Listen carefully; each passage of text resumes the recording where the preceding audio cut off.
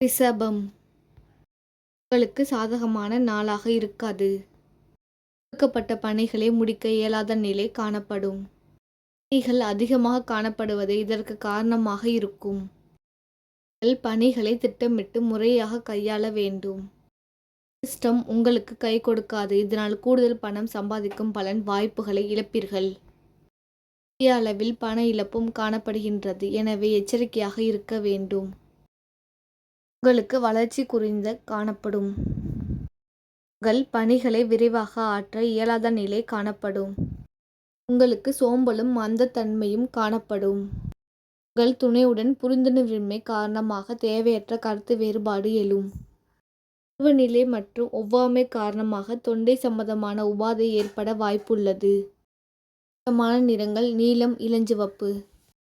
பொருத்தமான எண்கள் 2, 4. பொருத்தமான எழுத்துக்கள் A, Z.